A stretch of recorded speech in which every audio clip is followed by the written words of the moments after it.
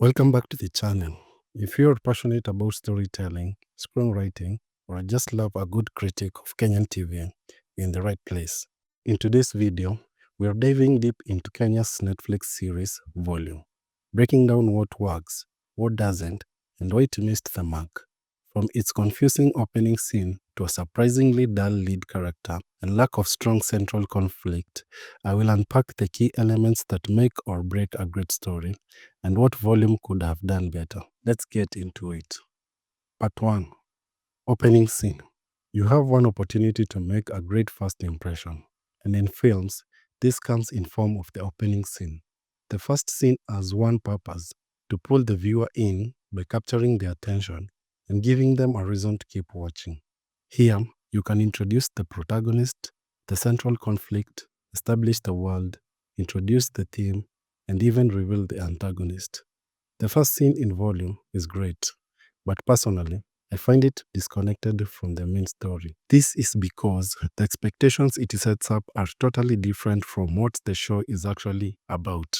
If you open a story with a robbery, I expect the robbery to play a major role in the plot.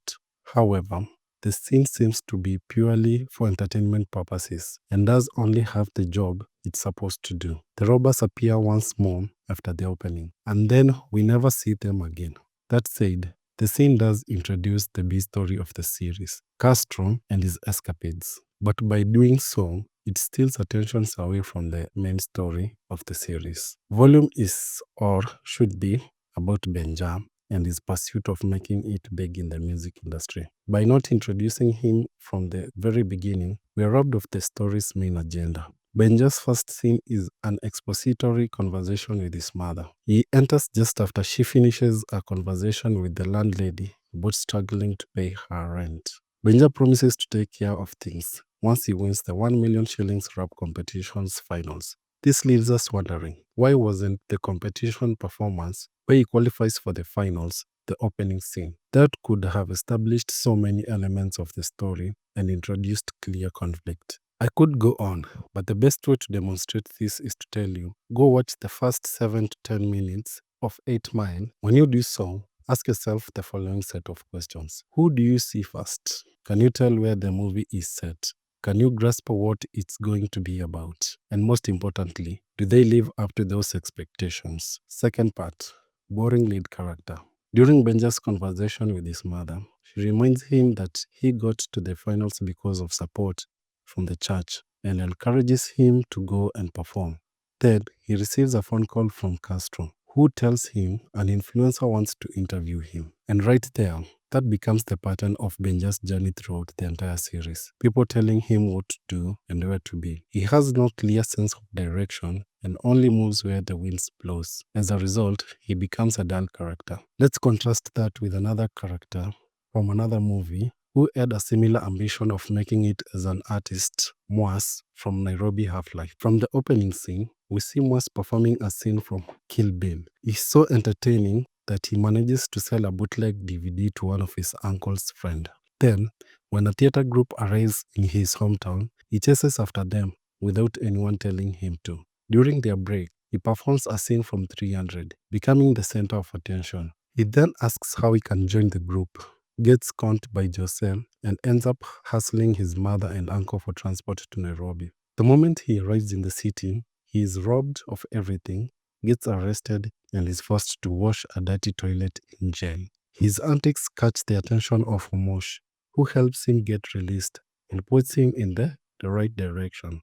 Even then, Moss keeps pushing forward. He finds out he was conned but still looks for another audition. He even tries to join the gang that he was directed to join by Mosh and gets rejected. He ends up washing dishes in a slum hotel, but he keeps going. Eventually, Homosh takes him under his wing and mentors him in street life. The point is, nothing is handed easily to Mwas. He has a goal, a plan, and he fights through countless challenges. That's what makes his story entertaining. We want to see if he will survive and reach his dream. Now, contrast that with Benja. From the start, people are just carrying him to glory. His mother and girlfriend push him to the church. The pastor and congregation love his performance. An influencer wants to interview him, even though he hasn't done anything yet to earn that attention. Then he gets arrested and somehow finds a fan in jail who loves his music and even knows about his father's career. Meanwhile, the influencer, whose mother is experiencing gender-based violence, focuses solely on Benja. She even betrays her fellow woman